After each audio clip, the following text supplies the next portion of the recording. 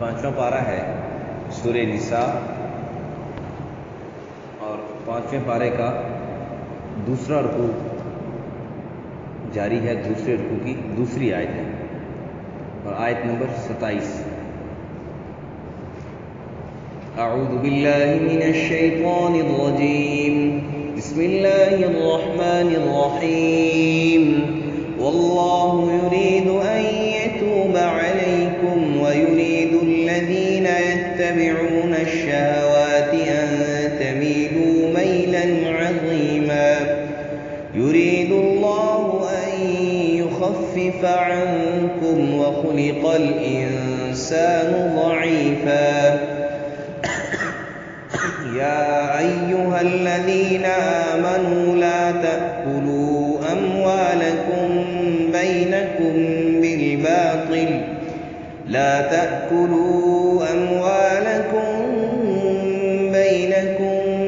بالباطل إلا أن تكون تجارة عن تراض منكم، ولا تقتلوا أنفسكم إن الله كان بكم رحيما، ومن يفعل ذلك عدوانا وظلما فسوف نصليه نارا وكان ذلك على الله يسيرا۔ صدق الله العظيم۔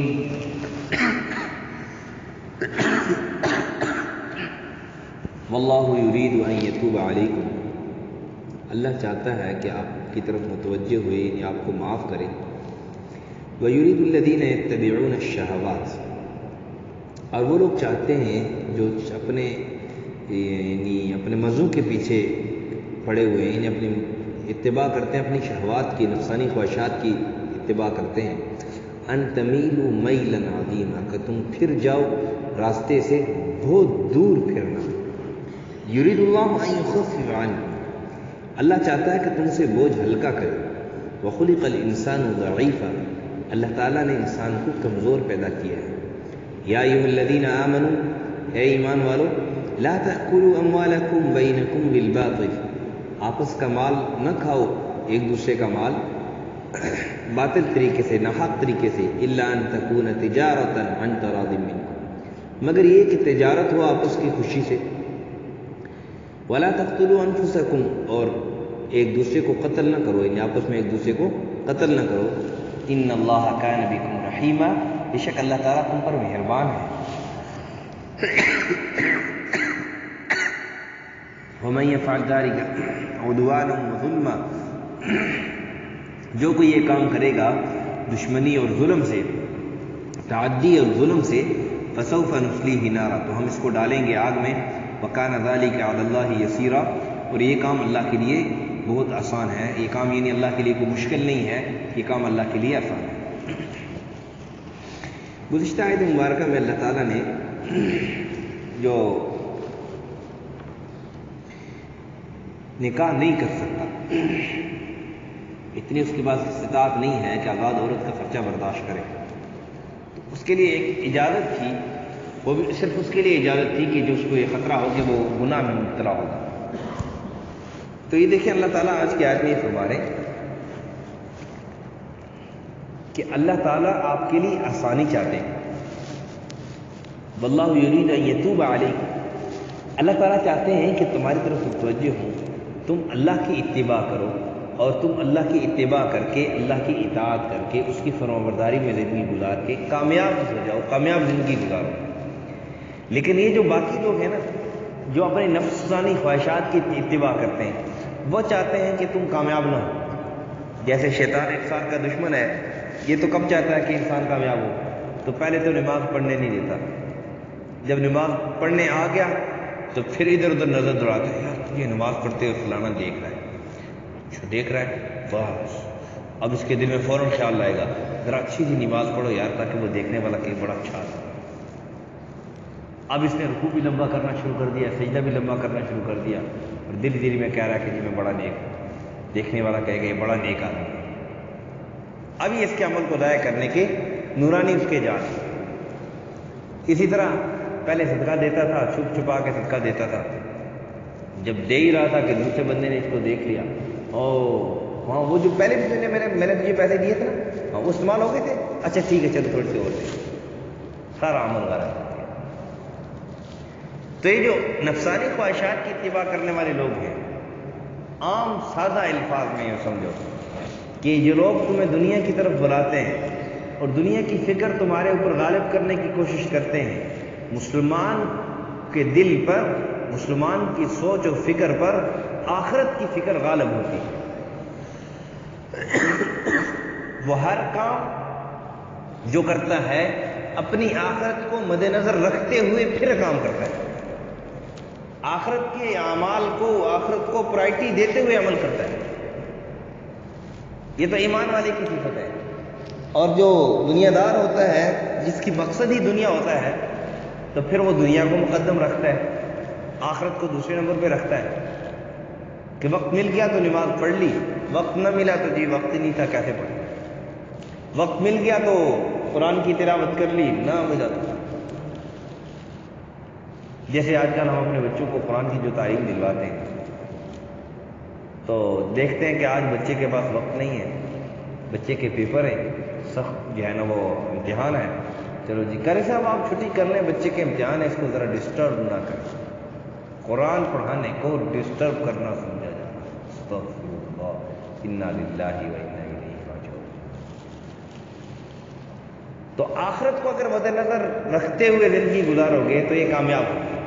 اور اگر یہ اللہ کہہ رہے ہیں وَيُرِيدُ اللَّهُ يُرِيدُ الَّذِينَ يَتَّبِعُونَ الشَّهَوَاتِ أَن تَمِيلُوا مَيْلًا عَظِيمًا، راستے سے تم کو دور بھٹک جاؤ تاکہ تم برباد ہو جاؤ۔ شیطان کدھر چاہتا ہے کہ تم کامیاب ہو؟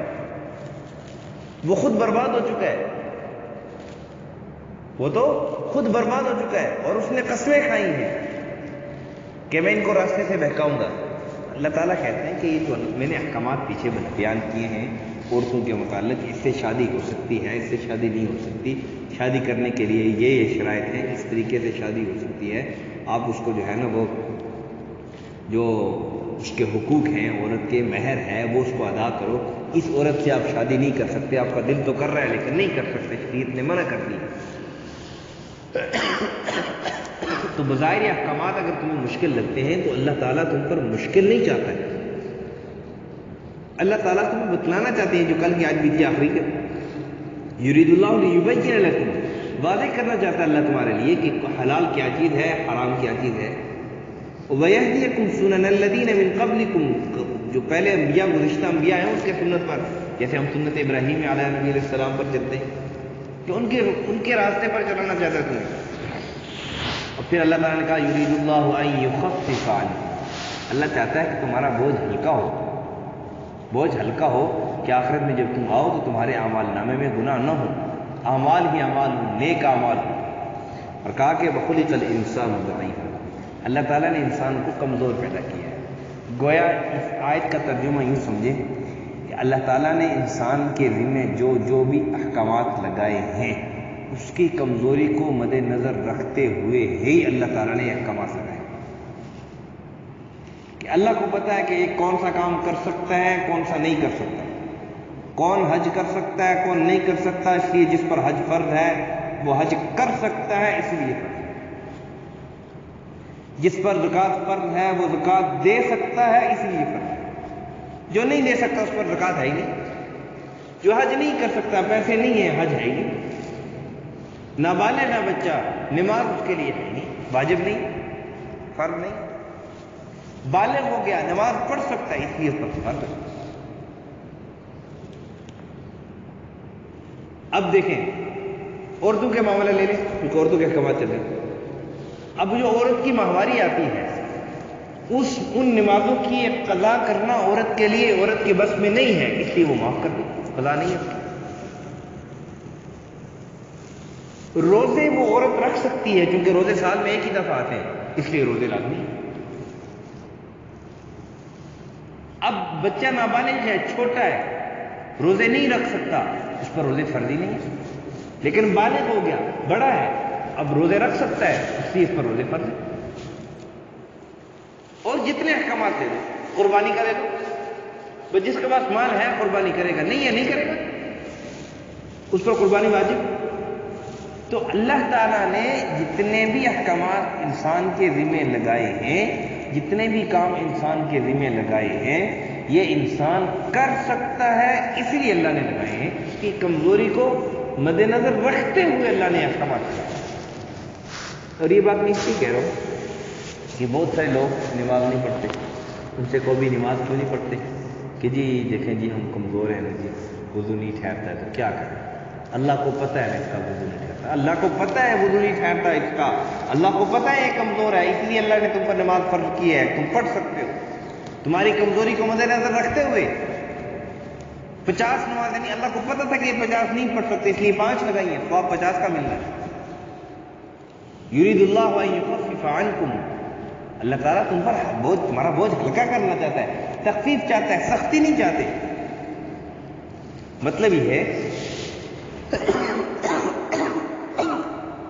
کہ مثال کے طور پر دیکھیں اگلی آیت، ایک مثال کے طور پر یا ایھا الذین آمنوا لا تأکلوا اموالکم، کہ ایک دوسرے کا مال نہ کھاؤ، ناحق طریقے سے مال نہ کھاؤ، ہاں الا ان تکون تجارۃ بینکم عن تراض من تجارۃ عن تراض منکم، ہاں آپ ایک دوسرے کے ساتھ تجارت کرتے ہو، ایک راضی خوشی، میرے پاس یہ چیز ہے، اب ویسے تو میری کوئی چیز دوسرا ساتھی استعمال نہیں کر سکتا میری اجازت کے بغیر، ہاں میں نے اس کو ہبہ کر دی یا میرے اس کے ساتھ تجارت ہو گئی خود راضی خوشی سے کہ یار آپ 10 روپے مجھے دے دو، ویسے یہ چیز لے لو، اب وہ چیز تم استعمال کر سکتے ہو۔ کیا مطلب کہ مکمل پابندی نہیں لگائی کہ کسی چیز کے استعمال ہی نہ کرو، ہاں حلال طریقے سے استعمال کرو، حرام طریقے سے استعمال نہ کرو۔ اور والحلال بین والحرام بین، حرام بھی واضح ہے حلال بھی واضح ہے، اللہ نے واضح واضح احکامات بتلائے، یہ چیز حلال ہے یہ حرام ہے، یہ حلال ہے یہ حرام ہے۔ اب یہ چیز ہے یہ پیسہ ہے تمہارے لیے حرام ہے، لیکن تجارت کر کے تم دوسرے سے پیسے لے رہے ہو، تجارت کے ذریعے سے آپ نے اس کو کوئی چیز بیچی ہے، اس سے وہ پیسے لے رہے ہو، ویسے اگر اسے لوگے چھین کے دبوچ کے چوری جیسے بھی لوگے وہ حرام ہے تمہارے لیے، سود پہ لوگے حرام ہے، لیکن تجارت کے ذریعے لے رہے ہو حلال ہے۔ آپ نے ایک چیز 5 روپے کی لی 6 روپے کی بیچ رہے ہو، ویسے تو آپ اسے 1 روپیہ لے لو زبردستی حرام ہے، آپ 6 روپے کی بیچ رہے ہو 1 روپیہ لے رہے ہو حلال ہے آپ کے لیے، راضی خوشی وہ لے رہا ہے بس ٹھیک ہے 6 روپے کی آپ لے رہے۔ تو اللہ تعالیٰ فرماتے ہیں یرید اللہ ان یخفف عنکم وخلق الانسان ضعیفا، اس آیت کا مفہوم یوں سمجھو کہ اللہ چاہتا ہے تمہاری اللہ یہ نہیں چاہتے کہ تم مشکل میں پڑ جاؤ، اس لیے کہ اللہ تعالیٰ نے تمہاری کمزوری کو مد نظر رکھتے ہوئے تم پر احکامات لازم کیے، اور جو تمہارے لیے حرام بیان کیا ہے وہ تمہارے لیے نقصان دہ ہے، اس لیے اللہ تعالیٰ نے اسے تمہیں منع کیا کہ یہ حرام ہے، اس سے تم بچو، تمہارے لیے نقصان دہ ہے، تم کمزور ہو۔ اب دیکھو نا ایک کمزور آدمی ہو، انتہائی کمزور آدمی ہو، تو اس کو اگر کوئی سخت چیز دے، مثلا بچہ ہے اس کے دانت نہیں ہے، یا بوڑھا آدمی ہے اس کو دانت نہیں ہے، اس کو آپ گوشت دے دو جو صحیح گلا ہوا نہیں ہے تو وہ کیسے کھائے گا؟ یا ایک بوڑھا آدمی ہے آپ اس کو سیب پکڑا دو کیسے کھائے گا؟ اخروٹ پکڑا دو کیسے کھائے گا؟ اس کے دانت ہی نہیں ہے، کمزور ہے۔ تو یوں سمجھو کہ جو چیزیں اللہ تعالیٰ نے ہمارے لیے حرام کی ہیں وہ ہمارے لیے نقصان دہ ہیں، ہم چونکہ کمزور ہیں، ہمارے اندر اس کی برداشت نہیں ہے، وہ ہمارے لیے نقصان دہ ہے، نقصان دیتی ہے، اس سے اللہ نے ان سے منع کر دیا، ہماری کمزوری کو مد نظر رکھتے ہوئے اللہ نے ان سے منع کر دیا کہ یہ چیز تم برداشت نہیں کر سکتے، تمہارے لیے نقصان دہ ہے، اس لیے تم اس کو استعمال کرو۔ ہاں یہ چیز حلال چیزیں جو اللہ نے فرمائی ہیں یہ انسان کے لیے حلال ہے، انسان کے فائدے مند فائدے کے لیے ہے، اس لیے اس پر حرام نہیں کی ہے، ان چیزوں کو اس کے لیے حلال کیا ہے۔ اور پھر اللہ تعالیٰ نے کہا کہ وَلَا تَقْتُلُوا أَنفُسَكُمْ، آپس میں ایک دوسرے کو خون نہ کرو۔ دیکھو نا یرید اللہ ان یخفف عنکم، اللہ تعالیٰ تم پر آسانی چاہتے ہیں، دیکھو تم قتل کرو گے قتل کا بوجھ تم پر آئے گا، ہاں عدالت تمہارے خلاف آئے گی، لوگ تمہارے مخالف ہو جائیں گے، دشمنی بن جائے گی، بوجھ بڑھ جائے گا۔ اللہ کہتے ہیں قتل نہ کرو بوجھ نہیں بڑھے گا۔ وَلَا تَقْتُلُوا النَّفْسَ کہ إِنَّ اللَّهَ كَانَ بِكُمْ رَحِيمًا، اللہ تم پر مشقت نہیں چاہتے، اللہ تم پر مہربان ہے، آسانی چاہتے ہیں، اس لیے تمہیں راستہ بتلا رہے ہیں کہ اس راستے پر ایسے چلو گے تمہارے لیے آسانی ہے، یہ زندگی گزار رہے ہو، یہ سفر ہے، تم چل رہے ہو، رستہ ایک ایک دن ایک ایک رات گزر رہا ہے، تمہارا کوئی ایک ایک منزل طے ہو رہی ہے، گزر رہی ہے. اس پہ اللہ بتلا رہے ہیں کہ اس منزل پہ ایسے چلنا، اس وقت اس منزل میں اس وقت جو ہے نا ایسے چلنا، تاکہ تمہارے لیے آسانی ہو، تمہارے پر بوجھ نہ بنے، کیونکہ تم کمزور ہو، تم پر بوجھ نہ بنے قیامت کے دن، تم پر بوجھ نہ بنے کہ تم بوجھ اٹھا کے نہ. اور کہا وَمَن يَفْعَلْ ذَلِكَ عُدْوَانًا وَظُلْمًا، اس کے باوجود بھی اگر کوئی دوسرے کا مال ناحق کھاتا ہے، اللہ کے جو احکامات اللہ تعالیٰ نے بیان کیے ہیں ان کی خلاف ورزی کرتا ہے، ظلم کے ذریعے سے، دشمنی کے ذریعے سے، تعدی حد سے تجاوز کر کے، تو اللہ تعالیٰ نے کہا فَسَوْفَ نُصْلِيهِ نَارًا. کمزور تمہیں پیدا کیا، تمہیں بتلایا، تمہاری کمزوری کو مد نظر رکھتے ہوئے تم پر احکامات فرض کیے، اور تمہیں بتلا دیے کہ یہ حرام ہے، یہ حلال ہے، اس کے باوجود تم نے حرام کو اپنایا ہے، اس کے باوجود تم نے اللہ کی نافرمانی کی ہے. اللہ فرماتے ہیں میں تمہیں آگ میں ڈالوں، کیونکہ تم کمزور تو ہو. مثال کے طور پر یوں سمجھیں، ایک غریب آدمی اگر وہ چوری کر لے اس کو جیل میں ڈالو، لوگ کہیں اوہو، اگر کوئی آدمی کہے اوہو دیکھو جی غریب کو بچہ تھا چوری کر لی، اب اس بیچارے کو جیل میں ڈال دیا. کسی امیر کو جیل میں ڈال کے دیکھا تو کرو بھائی چوری کی ہے، چوری کی سزا امیر کے لیے بھی ہے اور غریب کے لیے بھی. اب غریب کمزور ہے تو اس کا مطلب کیا ہے کہ وہ جو مرضی کرتا رہے. غریب اگر کمزور ہے مثال کے طور پر تو اس کا مطلب کیا ہے، اس کے لیے احکامات میں چھٹی ہے. تو اسی طرح انسان یہ کہے کہ میں کمزور ہوں، اس کا مطلب کیا ہے کہ جو مرضی کھاتا رہے، جو مرضی کرتا رہے، اللہ کی نافرمانی کرتا رہے، اللہ اس کو معاف کرتے رہے، ٹھیک ہے جی کمزور ہے تو بغیر توبہ کے اس کو معاف کہا فسوف نصلیہ نارا، تمہیں عنقریب ایسے لوگوں کو آگ میں ڈالوں گا. وکان ذلک علی اللہ یسیرا. وہ یہ نہ سمجھنا کہ لوگ کہیں گے اتنے سارے لوگ ہیں، اتنے سارے لوگوں کو آگ میں کیسے ڈالیں گے، یہ تو مشکل ہو جائے گا. اللہ کہتے ہیں اللہ کے لیے کوئی مشکل نہیں ہے. ایک بات، ایک معنی میرے ذہن میں ابھی آیا ہے، میں نے کبھی کسی کتاب میں پڑھا نہیں، لیکن بہت بھلا اچھا معنی مجھے معلوم ہے کہ وَكَانَ ذَلِكَ عَلَى اللَّهِ يَسِيرًا. دیکھو ایک ماں ہے نا، ماں، بچہ اگر زیادتی کر لے، بچہ اگر کوئی نافرمانی کر لے، یہ ذرا توجہ سے سنو گے، دل کے کانوں سے سنو گے تو بات سمجھ میں آئے گی، ورنہ شاید اوپر سے ہی گزر جائے. ماں ہوتی ہے نا، ماں، بچہ اگر کوئی نافرمانی کر دے، کوئی برا کام کر دے تو ماں اس کو سزا دیتی ہے، لیکن زیادہ سزا دینا یہ ماں کے بس میں نہیں ہوتا ہے، کیونکہ ممتا وہاں کیا ہے، یہ باپ ہے.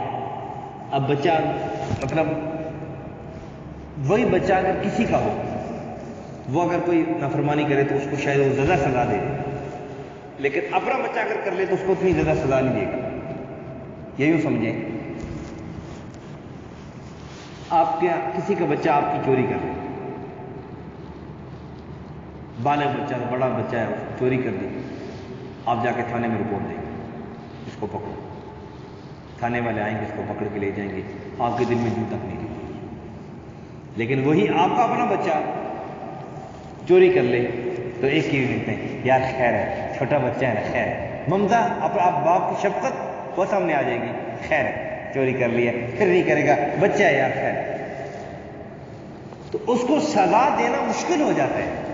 اللہ فرماتے ہیں جو میرے نافرمان ہیں نا، میرے نافرمان، میں 70 سے زیادہ پیار بھی کرتا ہوں اپنے بندوں سے، لیکن جو میرے نافرمان ہیں پھر جو ان کو میں سزا دوں گا تو پھر قہاریت اور میری جو عزیز اور حکیم ہونا اور علی کل شیء قدیر ہونا، یہ چیز پھر غالب ہوگی. پھر میرے لیے وہ ممتا سامنے نہیں آئے گی کہ میں ان کو بخش دوں، نہیں. وَكَانَ ذَلِكَ عَلَى اللَّهِ يَسِيرًا. پھر ان کو عذاب دینا بھی اللہ کے لیے آسان ہوگا، کوئی چیز آڑے نہیں آئے گی. اللہ ہم سب کو سمجھ اس کی توفیق عطا فرمائے. واللہ یرید ان یتوب علیکم، اللہ چاہتا ہے کہ تم پر متوجہ ہو جائے. ویرید الذین یتبعون الشہوات ان تمیلوا میلا عظیما، اور نفسانی خواہشات کی پیروی کرنے والے چاہتے ہیں کہ تم راستے سے بہت دور پھر جاؤ. یرید اللہ ان یخفف عنکم، اللہ چاہتا ہے تم سے بوجھ ہلکا کرے. وخلق الانسان ضعیفا، اور انسان کو اللہ تعالیٰ نے کمزور بنایا ہے. یا ایھا الذین آمنوا، اے ایمان والو، لا تأکلوا اموالکم بینکم بالباطل، آپس کا مال ایک دوسرے سے ناحق طریقے سے نہ کھاؤ. الا ان تکون تجارۃ عن تراض منکم، مگر یہ کہ تجارت ہو آپس کی خوشی سے. ولا تقتلوا انفسکم، اور آپس میں ایک دوسرے کا قتل نہ کرو. ان اللہ کان بکم رحیما، اللہ تعالیٰ بے شک تم پر مہربان ہے. ومن یفعل ذلک عدوانا وظلما، جو کوئی یہ کام کرے گا ظلم اور تعدی سے، یعنی حد سے تجاوز کر کے، فسوف نصلیہ نارا، اس کو ہم آگ میں ڈالیں گے. وکان ذلک علی اللہ یسیرا، اور یہ کام ہر لحاظ سے اللہ کے لیے آسان ہے. الحمدللہ رب العالمین والعاقبۃ للمتقین، والصلاة والسلام على أشرف الأنبياء والمرسلين وعلى الملائكة المقربين وعلى عباد الله الصالحين. ربنا ظلمنا أنفسنا وإن لم تغفر لنا وترحمنا لنكونن من الخاسرين. اللهم يسر امورنا مع راحت لقلوبنا وابداننا. یا اللہ ہم سب کے صغیرہ کبیرہ گناہوں کو معاف فرما. اللہ تمام خطاؤں سے درگزر فرما. ہم سب کو دنیا اور آخرت کی کامیابیاں نصیب فرما. دنیا اور آخرت کی ناکامی سے ہم سب کی حفاظت فرما. ہم سب کے جان مال عزت آبرو کی حفاظت فرما. کوئی بیمار ہے اللہ ان کو شفائے کاملہ عاجلہ نصیب فرما. جو اس دنیا سے عزیز و قارب رخصت ہو چکے ان کی مغفرت فرما. ان کو جنت الفردوس میں اعلیٰ مقام نصیب فرما. جو پریشان حال ہیں ان کی پریشانیاں دور فرما. یا اللہ بیماروں کو شفا عطا فرما. یا اللہ ہمارے ملک کے حال پر رحم فرما. مسلمانوں کے حال پر رحم فرما. مسلمانوں کو دنیا اور آخرت میں کامیابیاں نصیب فرما.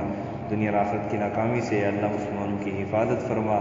اپنے غیب کے خزانوں سے ہر قسم کی یا اللہ جان مال عزت آبرو کی اللہ مسلمانوں کی حفاظت فرما. یا اللہ کشمیر میں جو مسلمانوں پر ظلم ہو رہا ہے ان کو ظلم سے نجات عطا فرما. یا اللہ اسی طرح فلسطین میں اور جہاں کہیں مسلمانوں پر ظلم ہو رہا ہے مسلمانوں کو ظلم سے نجات عطا فرما. ہماری دعاؤں کو قبول فرما. صلی اللہ علیہ نبی کریم محمد وعلیہ وسلم.